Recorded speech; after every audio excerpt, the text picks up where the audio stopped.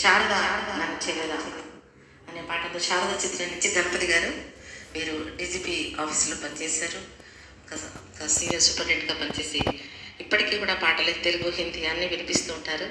నాకు సోదర సమానులు అన్నగా స్వాగతం. మీకు గట్టిగా చెప్పట్లు గణపతి. Thank you. నమస్కారం అండి అందరికీ. ఈరోజు సోహన్ బాబు గారి పుట్టినరోజు సందర్భంగా అందరినీ ఇలా కలవడం చాలా ఆనందంగా ఉంది.